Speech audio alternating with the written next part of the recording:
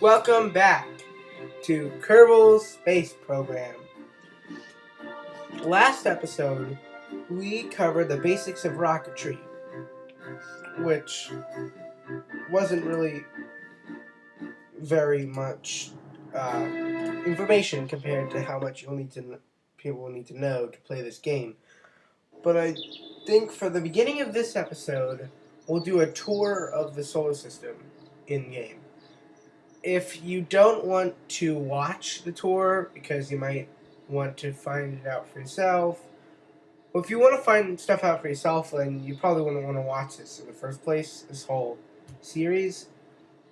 However, if you just don't want to see like what the planets look like until I get there, then you don't have to watch the following segment.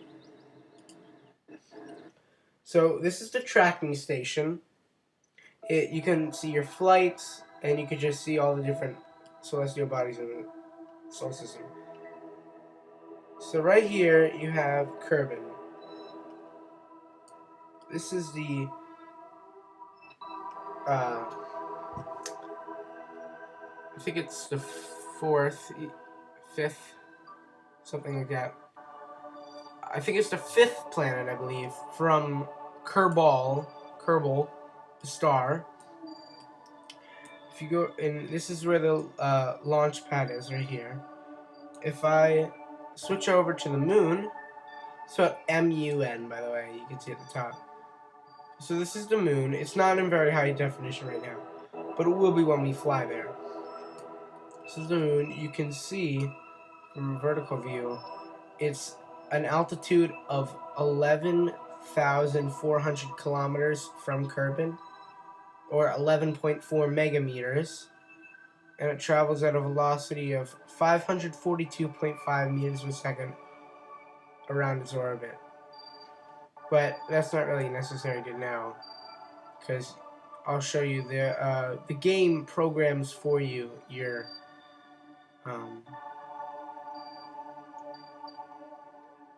the game will program for you your trajectories, which is very helpful.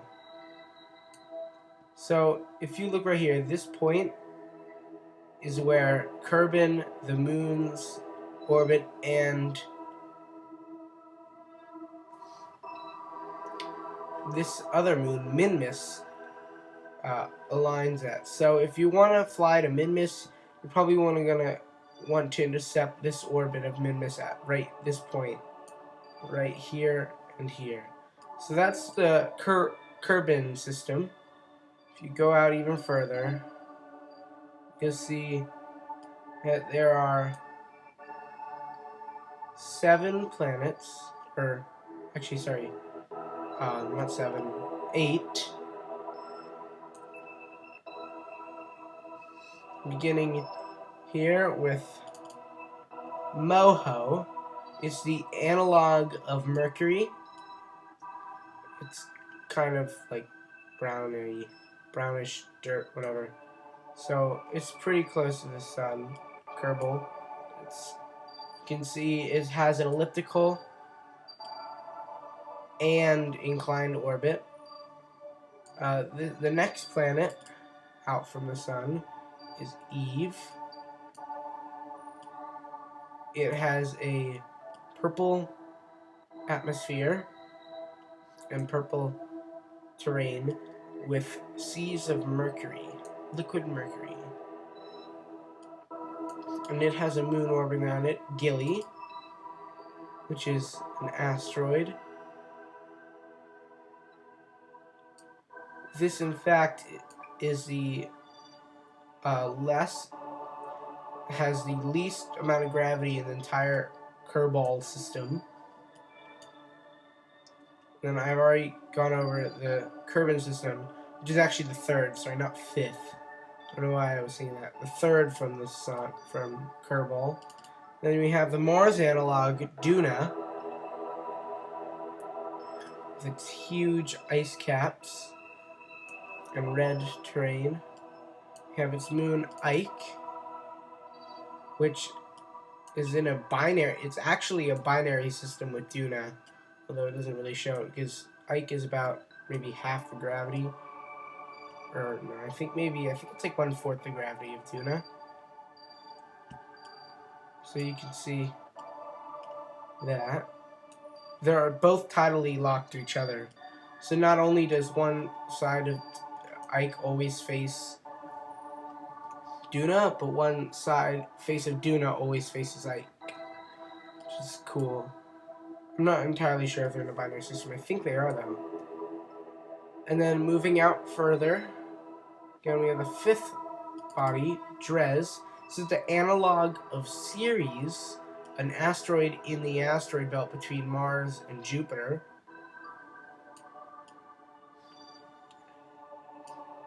This is a dwarf planet, by the way, so a Ceres. It's analog. Next out, we have Jool, the Jupiter analog of the Kerbal system. It's a green gas giant. It's the only gas giant in the system, by the way.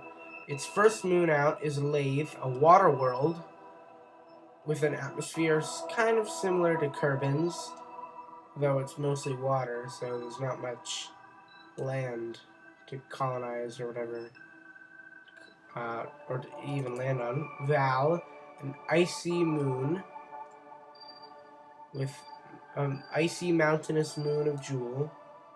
The next out is Tylo. It's kind of like the moon, like Kerbin's moon, although it's a bit more mountainous, and it's actually, can't see it, but this is actually the size of Kerbin, and it has almost the same gravity as well. Looks so much smaller than Kerbin because you're thinking that Kerbin's the size of Jool, or at least subconsciously you are, and so you think Kerbin's this big, Tylo's that big, so it's smaller than Kerbin, but it's actually more like this compared to Kerbin. It's actually bigger. So the next out from Tylo is Bop, which is another asteroid. It's kind of like the sister moon, I guess you could say, of Gilly, though it's a bit larger and has higher gravity. It has a very elliptical and inclined orbit. I believe it's the most inclined orbit in the system. I'm not sure about most elliptical, though. I believe that is held by the next planet I'll be showing. And so after Bop in the Jool system is Paul, a very mountainous, I believe it's the most mountainous moon of Jool.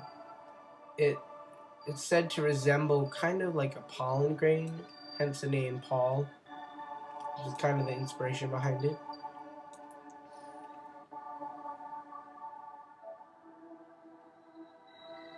So that's the Jool system.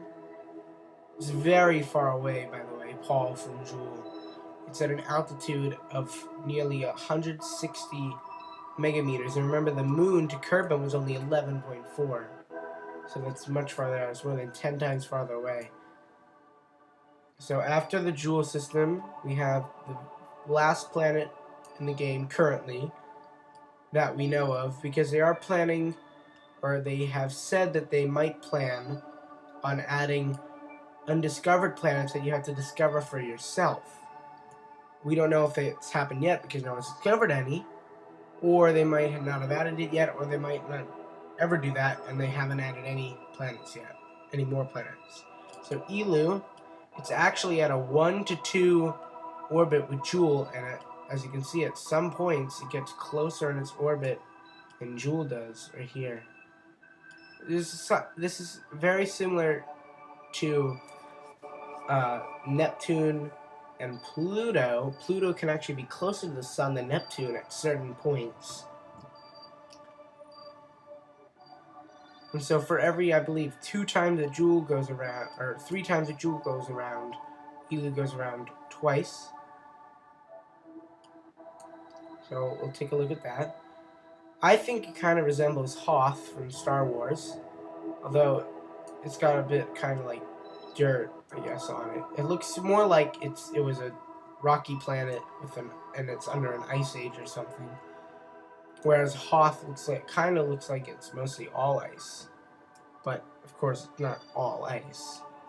None of the planets are. It just seems a little bit like that, I guess, to me.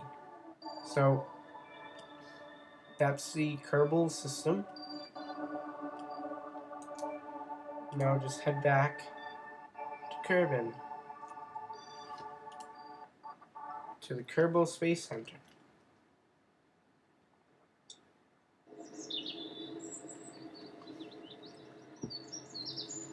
So you can see the time of day actually changes here.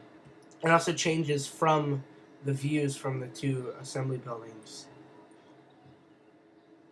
which is interesting. You can see there's real-time wind on the flag. Or it might just be an animation, but because they don't really have wind or clouds yet.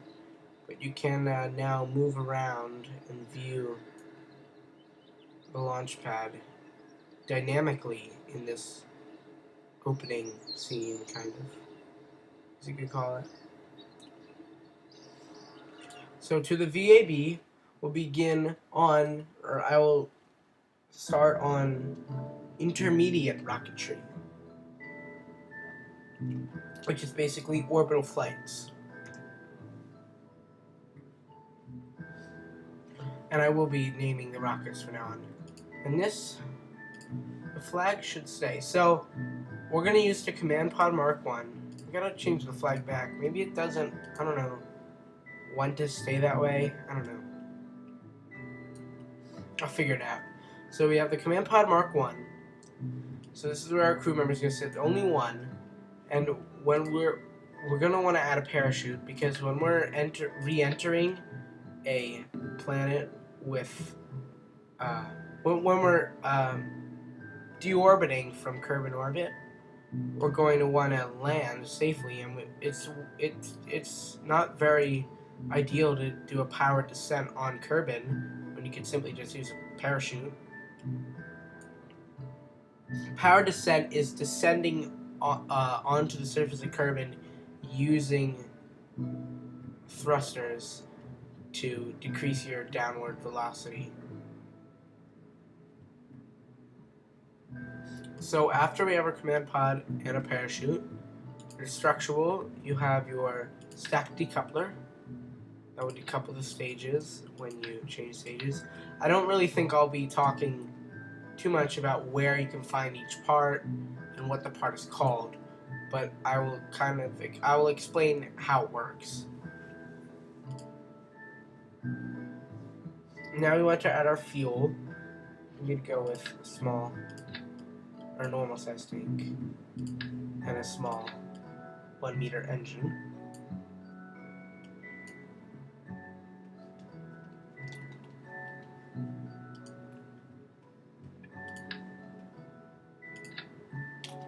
When I added that decoupler beneath the engine nozzle, you can see that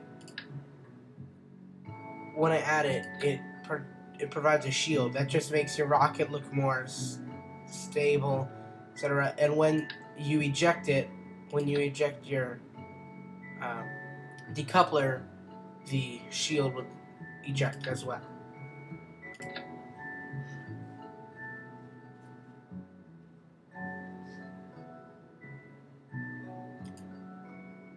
So I think I'll be using maybe a quad. Oh, that's not the correct I'm looking for this kind. I might use a quad coupler. That looks kind of cool.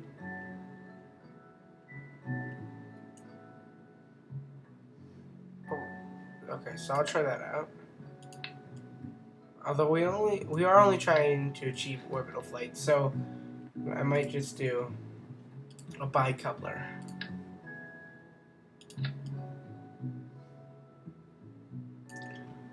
Oh, I almost forgot. When you're in space, well, actually, it won't really matter for...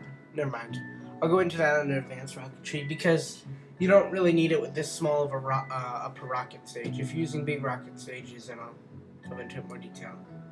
So I think I'll use twice size. And here's symmetry mode. I can put on 2.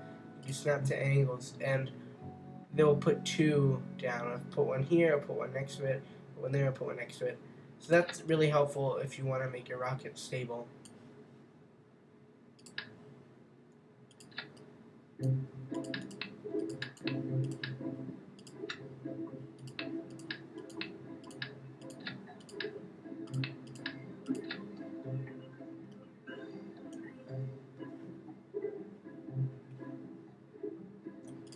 I'm using vectorable engines because we don't have any. If we use this lower stage in space, we will probably our ailerons that we'll put on the rocket won't be able to work. So we're going to need vectorable engines because I don't think that the torque in the command pod will be enough to torque this whole mass.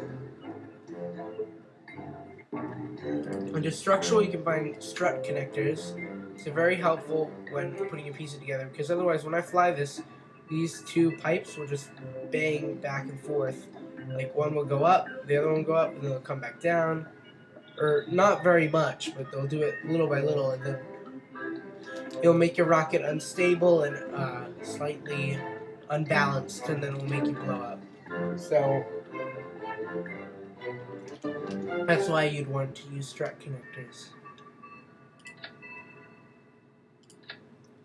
And with 2 times symmetry, it puts on the back when I put it on the front. That's not very level. I should make that a bit more level. Okay.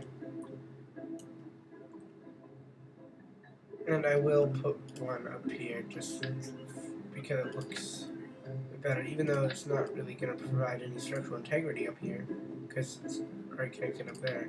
I still think it should be like that. Okay. Under aerodynamic, I'll choose the R8, one of the R8 winglets, which are which are ailerons in themselves, as well as winglets. These are just AVT1s, are just normal winglets. They have no ailerons, so they're not really more beneficial than R8 winglets. In fact, R8s are even less in mass. Although you might want to use an AVT1 winglet if you're using an advanced SAS system and you don't want your you don't want it to correct your wings. You just want your wings to stay stable. So I almost forgot to add a stability system to the rocket. We don't need one, but it helps in long distances when you want to just lock on a coordinate or lock on a direction and just fire your thrusters that way. Especially if you have very powerful thrusters, they might slightly angle your ship differently. So it's very helpful. I'm going to put that right below the decoupler. It's found out of control, inlining and stabilizers. And so now here on the right, you have your staging, which when I hover over it highlights the different parts. So the bottom stage, stage 4, remember it counts down. Stage 4 ignites these 2 engines, and then after the fuel is empty, I'm going to manually eject or start the next stage, which is the ejection of this and everything below it, which will uncover the rocket right here, remember? And that's what the next stage will turn on. So I could put this rocket and the decoupler in the same stage, so when I decouple, the engine fires, but I might want to align myself for something before I turn on the engine, so I have a separate stage. So I decouple, then I have to start the next stage of the engine. And then after this fuel runs out, then the next stage, I'll decouple this, which will be after my deorbit and my parachute stage, which will just be when I parachute down. So this is the Kerbal Orbiter 1. I'll call it, and we'll save it and launch. you can see that the rocket is wobbling back and forth and back and forth. And that's because the whole weight of this rocket is on its nozzles. I wanted to show you guys this because last episode I mentioned the uh, those little like uh, towers that hold up your rockets. They're called something stabilizers, and so they when you're taking off, it will prevent it from wobbling. So, but we can try it without it, see if it works. So turn on the SAS. Put my throttle. I will have my throttle off. We have this Sherbart Kerman. See the internal cockpit view. We can't see out of it. Well, we can see up there. So this is quite cool. You have your throttle right here. This is your navigation ball. It's kind of blurred because I have my graphics on low. I can zoom in and out, but I'm not going to do that. So back to this part, I'm gonna ignite my engines. You can see the resources here, nothing's going on. And when I increase my throttle, you can see I start to provide thrust, and around 50% is just enough to lift off the ground. It's very slow, but it's worth it because, like I said, in the atmosphere, it's much more helpful to use the lowest amount of fuel or thrust as possible, because it's slightly advantageous, slightly more efficient than going at a higher velocity for a short amount of time. Which is why when you cook something in the oven, you don't put it on 10,000 degrees for a second. You put it on 400 degrees for maybe half an hour. Or maybe even 300 degrees for half an hour. Or even 250 for an hour and a half. And you'll notice that it tastes much better when it's cooked slower and longer at a lower temperature. So you see I've only risen to 2.5 kilometers, nearly 3 now. And I'm nearly halfway out of fuel. So you can see here, it doesn't appear halfway. Halfway would be 630, but there's also this tank up here. Actually, would halfway be 630? Yeah, halfway would be 630. But there's also this tank up here, so it's more than halfway of these tanks for this stage.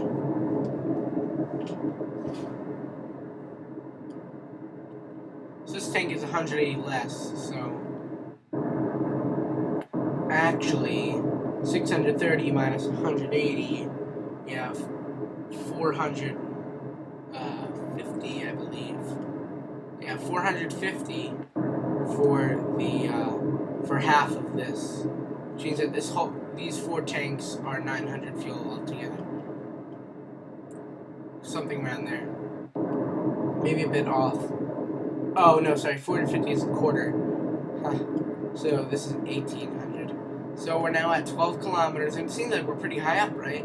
Well, it's not very high up for Earth. This is Kerbal, by the way, for Earth, because Earth is much, much larger. This is much smaller than Earth, because they didn't want to have to map out all the extra terrain.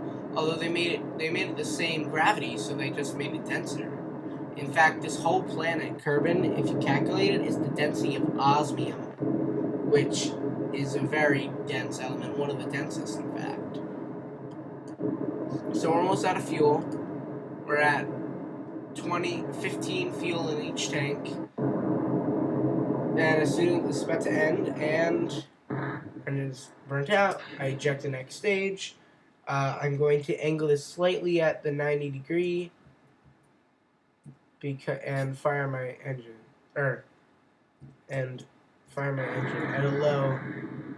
At a low velocity or low thrust, but it needs to be enough thrust to keep my velocity down here from decelerating. So you can see that's around 60% throttle, and I'll continue accelerating upward, or else my jerk will decrease, which is change in acceleration. So my jerk was just lowered, now it's increasing, now it's increasing again. So I'm nearly in space. I'm about 10 kilometers from space. If I zoom out, you can see my debris is still falling. It's only 7 kilometers below me. It's going to be falling for quite a while, maybe next 2 minutes or so. And I can go to the map mode, which I have not shown any of you yet, by pressing the M key. You can pull up your navigation bar underneath just to know what's going on. And if you look at this, you can see my trajectory is slightly this way, towards the 90 degrees, which is not because I'm tilted that way. It's all because of the planet's rotating this way. So if I go up, the planet rotates beneath me, I come back down, I'm going to land here. However, I'm aiding this by aiming this way as well. So I'm going to aim more. So when you begin to hear this music, that means you're near space, and at 70 kilometers is about where space starts for planet Kerbal. So I'm going to angle myself at around 45 degrees. I'm going to turn down the throttle to about 50%. And if you look out here, you can see this is called your apoapsis, the highest point in your trajectory. Apoapsis is the term used for any body, regardless of what body it is that you're orbiting. For example, any people who know space science or rocketry might call this an apogee. Well, apogee is only for Earth. G coming from Gaia, the Greek goddess of Earth. And then, if you're orbiting the sun, then it's called apohelion, coming from the word for the Greek god Helios.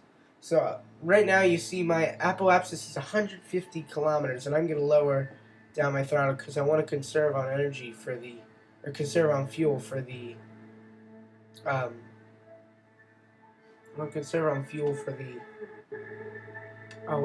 the deorbit.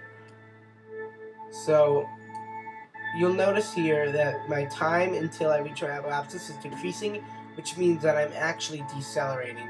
Even though down here it says that I'm accelerating, well, I'm accelerating laterally, but not vertically. But I'm decelerating at such a low rate, and I'm probably about to accelerate more, because the higher I go, the less I need to provide, the more I'm going to accelerate. So this is around, 170 kilometers is good enough for an orbital height. So I usually, when building space stations and such, which we'll go into more in many future episodes, at around 100 meters. However, some I would build at even 2 million, and I'll explain why in a future episode, probably next episode or in 2 or a couple, actually. So I'm going to exit my map mode and return back to this, and now I'm going to cut my engine, cut as in turn off completely, and so now I'm just going slower than 100 meters a second, which, by the way, is the speed of a bullet. So I'm going as fast as a bullet. If you look there, right there's a tiny little speckling dot. It looks kind of purple, and it's not still like the star's background. It's speckling. That's actually Minmus, as you recall, the second moon of Kerbal. Because if you look right here, you see the dot there, and I hover over it, it says Minmus. So, yeah. So I'm almost at my apoapsis, and I actually probably won't have enough fuel to do a complete orbital flight, although I have achieved outer space. So if I align myself at the tangent to the curvature of Kerbin, so exactly flat, as you can see right here, the horizon, then at around my apoapsis, if I increase my thrust, all of my thrust is working on increasing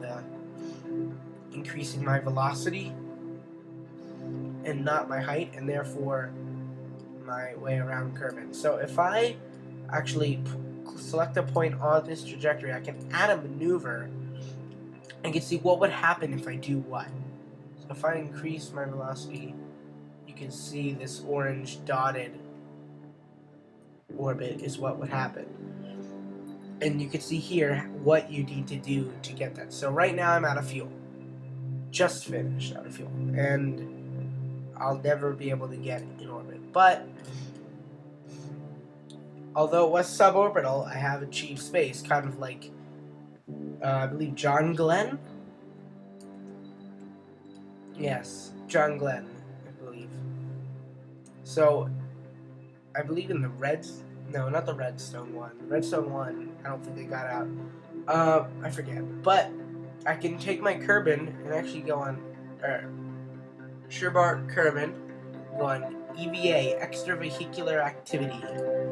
So, I can see the Kerbin, and I can use it off, and then you see I'm just flying away. If I hit R, I have a tiny little jetpack, and I can turn around. I can go left and right, up, forward and backwards, and spin with WASD And I can go up with shift and get down with control. So you can go over this way. By the way, this is oriented to your camera, not to the artificial horizon. So if I'm facing this way and I press W, I'll go that way. If I'm facing this way and I press W, I won't go that way. But if I'm facing this way and press W, I'll go that way. So let's go back to our ship. So right now we're actually both falling down here at a velocity of 1,500 meters per second, so 1.5 times faster than a bullet. And we're just falling down here very gently, it seems.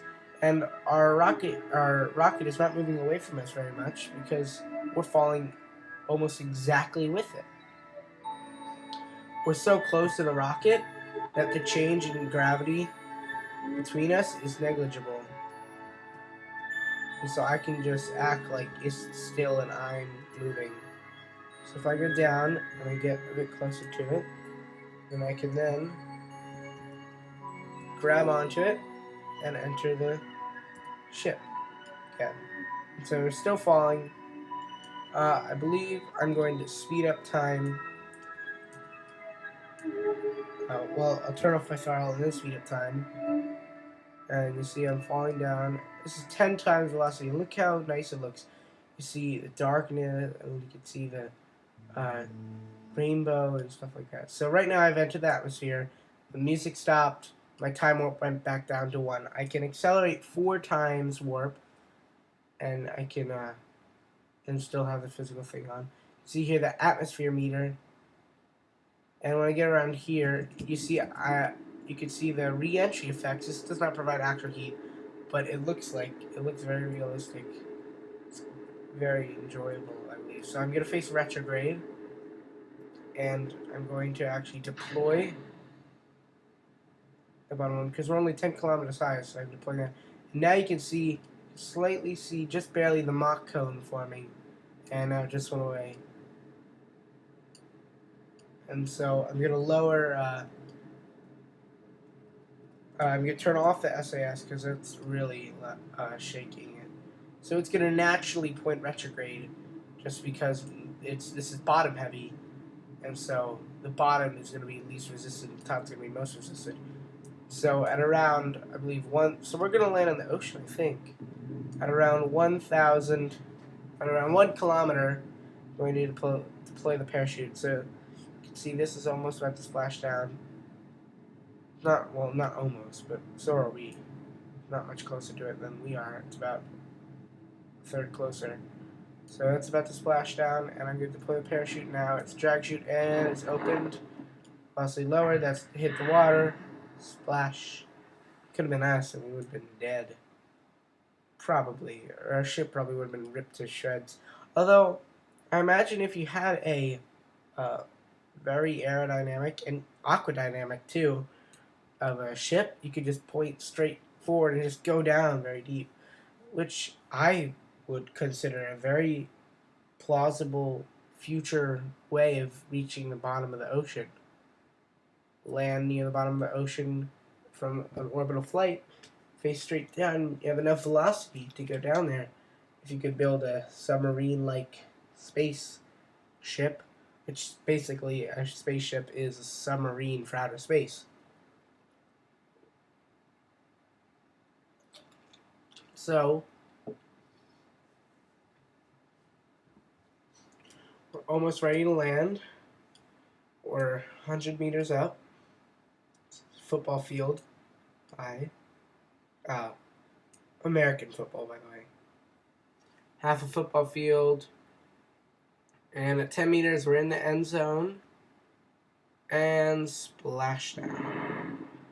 Very gentle splash, 6 meters per second. You see most of the mass, was underwater. That's kind of how icebergs are. They have most of the mass underwater. Very little bit, about a third of it is above water. So that's why icebergs are 3 times the size that they look. Here we're landed. I can see the internal view. You just see the sky, and there's the water right there, right here. But it's not very interesting on the side. Now, Sherbart Kerman has to wait for eternity for a rescue crew to retrieve him from the ocean. And we'll head to the Space Center, and we're going to have to end this here. Next episode, I think we'll attempt a successful orbital flight and deorbit. And the episode after that, we'll probably try to go to the moon, and maybe a couple episodes after that. I don't know. Maybe build a space station. But for now, we have to end it here. Bye.